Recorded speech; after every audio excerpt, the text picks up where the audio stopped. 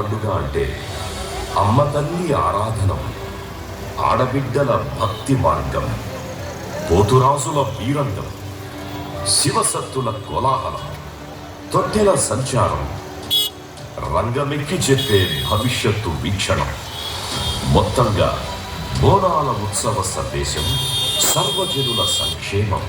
ఆషాఢమాసం వచ్చిందంటే చాలు హైదరాబాద్ జంట నగరాలు అమ్మ తల్లి ఆరాధనతో సిగాలెత్తిపోతాయి. కుల, మత, ప్రాంత, వర్గ, వయోభేదాలు లేకుండా ప్రజలంతా అమ్మవారి గుడికి దారి పడతారు. మట్టి కుండల బోనాలను తలకెత్తుకున్న ఆడబిడ్డలంతా ఊరేగింపుగా శ్రద్ధాభక్తులతో కదులుతారు. రహదారి అంతటా పసుపు, ఆకుపచ్చ వర్ణపు నది ప్రవహిస్తున్నట్టుగా ఉంటుంది. బోనాల పండుగకు మూలాలు మాతృదేవతారాధనలో ఉన్నాయి. అమ్మ తల్లి పేరుతో స్త్రీ దేవతలను పూజించే సంస్కృతి అత్యంత ప్రాచీనమైనది. సింధు నది నాగరికత కాలం నుంచే ఈ సంప్రదాయం వాడుకలో ఉంది. అలాంటి ఆచారం దక్షిణాదిలో ద్రవిడ సంస్కృతిలో అంతర్భాగమై తెలంగాణ నేల మీద కూడా వందలాది ఏళ్ల నుంచి కొనసాగుతూ వస్తుంది. ప్రతి ఏటా కొత్త వానలు కురిసే వేళ ఆషాఢమాసపు ఆరంభంలో గోల్కొండ కోట జగదాంబిక ఆలయంలో తొలి బోనం సమర్పణతో హైదరాబాద్లో బోనాల పండుగ ప్రారంభమవుతుంది. సికింద్రాబాద్లోని ఉజ్జయిని మహంకాళి ఆలయానికి ఒక ప్రత్యేక చరిత్ర. 1813వ సంవత్సరంలో సికింద్రాబాద్ ప్రాంతంలో కలరా వ్యాధి ఎంతో మందిని పొట్టన పెట్టుకున్నది. అప్పుడు సికింద్రాబాద్కు చెందిన సొరటి అప్పయ్య ఉజ్జయినిలోని మహంకాళి అమ్మవారిని సందర్శించి ప్రజలను కలరా వ్యాధి నుంచి కాపాడితే సికింద్రాబాద్లో విగ్రహ ప్రతిష్ఠ చేసి పూజలు నిర్వహిస్తానని మొక్కుకున్నాడు. కలరా వ్యాధి తగ్గడంతో 1815లో అమ్మవారిని ప్రతిష్ఠ చేసి ఉజ్జయిని మహంకాళిగా నామకరణం చేశాడు.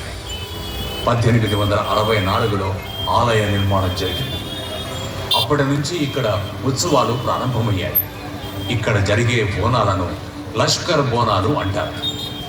తొట్టెల ఊరేగింపుకు తోడుగా పోతురాజుల విన్యాసాలు, వివిధ జానపద గ్రామీణ కళాకారుల ప్రదర్శనలతో అంగరంగ వైభవంగా ఉత్సవాలు మొదలవుతాయి. బోనం అంటే భోజనం. ఈ భోజనం అమ్మవారికి భక్తితో అర్పించే నైవేద్యం. కొత్త మట్టి కుండను పసుపు, కుంకుమ బొట్టతో అందంగా అలంకరించి దాంట్లో అన్నమును వేసి ఆ కుండ చుట్టూ వేపకొమ్మలను, ఆకులను కట్టి దానిపైన మరో చిన్న కుండను, ఆ పైన మట్టి ప్రమిదలో దీపం పెట్టి ఎంతో భక్తి శ్రద్ధలతో బోనం కుండను తయారు చేస్తారు. ఆడబిడ్డలందరూ కొత్త వస్త్రాలు ధరించి ఎంతో నిష్టగా వాటిని తలపైకెత్తుకొని సామూహికంగా కలిసి అమ్మవారి గుడికి ఊరేగింపుగా వచ్చి బోనాలను సమర్పిస్తారు. అమ్మవారి దగ్గర సాక పోసి పిల్లా పాపలను, కుటుంబ పెద్దలను అందరినీ సల్లంగా చూడాలని అమ్మవారిని వేడుకుంటారు. మల్లమ్మ, మారెమ్మ, మైసమ్మ, నల్లపోచమ్మ, గండి మైసమ్మ, బద్ది పోచమ్మ, గోల్కొండ జగదాంబిక, లాల్ దర్వాజా, సింహవాహిని, ఉజ్జయిని మహంకాళి, బల్కంపేట ఎల్లమ్మ, పోచమ్మ, పేరేదైనా అమ్మవారు ఒక్కరే. ఆ అమ్మవారిని కొలిచే ప్రజల భక్తి ఒక్కటి. బోనాల పండుగలో భక్తి మాత్రమే కాదు, లోక కళ్యాణం కూడా ఉంది.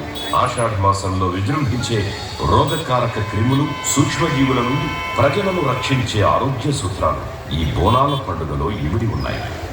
బోనాల పండుగలో విరివిగా వాడే పసుపు, వేపాకుల కొమ్మలలోని యాంటీబయోటిక్ లక్షణాల వల్ల ఈ కాలంలో వచ్చే వ్యాధులు నిరోధించబడతాయి. వీటితో చేసే వంటలు, ఆహారాలను తినడం వల్ల ప్రజల్లో రోగనిరోధక శక్తి పెరుగుతుంది. అంతేకాదు, రేపేం జరుగుతుందో తెలుసుకోవాలనుకునే మానవ ఆసక్తికి అవకాశాన్ని ఇచ్చేది బోనాల పండుగ. ఈ ఉత్సవంలో భాగంగానే నిప్పుతో కాల్చని పచ్చి మట్టి కుండపైకి ఎక్కిన జోగిని మాత ప్రజలందరికీ భవిష్యత్తు వాణిని వినిపిస్తుంది. రంగం ఎక్కి రేపటి గురించి అందరినీ జాగృతం చేస్తుంది. ఇలా ఆధ్యాత్మికత, ఆరోగ్యం, భవిష్యత్తు వీక్షణ కలగలిసిన ప్రాకృతిక ఉపాసన బోనాల పండుగ. బోనాల పండుగ పట్నం పోగొట్టుకోని పల్లె పరిమళం. గ్లోబల్ సిటీ కాపాడుకుంటున్న గ్రామీణ జీవన సౌందర్యం. బోనాల పండుగ తెలంగాణ జాతి చైతన్య దీపం, ప్రత్యేక రాష్ట్ర సాధన ఉద్యమంలో ఎగిసిన సాంస్కృతిక తరంగం. అందుకే బోనాల పండుగను తెలంగాణ ప్రభుత్వం రాష్ట్ర పండుగగా ప్రకటించింది. 4.5 కోట్ల ప్రజల నమ్మకాన్ని గౌరవిస్తూ ముఖ్యమంత్రి శ్రీ రేవంత్ రెడ్డి గారి సారథ్యంలోని ప్రజా ప్రభుత్వం ప్రజాభీష్టానికి అనుకూలంగా బోనాల పండుగకు 20 కోట్ల రూపాయలను కేటాయించింది. తెలంగాణ ప్రజల విశ్వాసాలను, తెలంగాణ మట్టి అస్తిత్వ ఆకాంక్షలను గౌరవించే ముఖ్యమంత్రి బోనాల పండుగను మున్నెన్నడూ లేనంత వైభవంగా ప్రజా భాగస్వామ్యంతో జరిగేలా ప్రభుత్వ యంత్రాంగాన్ని సన్నద్ధం చేశారు. ఉప ముఖ్యమంత్రి మల్లు భట్టి విక్రమార్క గారు బోనాల పండుగ వేడుకలను సజావుగా, ఉత్సాహంగా నిర్వహించడంలో కీలక పాత్ర పోషించారు. అంతేకాక బోనాల పండుగను విజయవంతంగా నిర్వహించడానికి ప్రభుత్వం రాష్ట్ర స్థాయి కమిటీని ఏర్పాటు చేసింది. బీసీ అభివృద్ధి రవాణా శాఖ మంత్రి వర్యులు శ్రీ పొన్నం ప్రభాకర్ గారు, ఐటీ పరిశ్రమలు వాణిజ్య శాఖ మంత్రులు శ్రీ దుద్దిళ్ల శ్రీధర్బాబు గారు, అటవీ, పర్యావరణ, దేవాదాయ, ధర్మాదాయ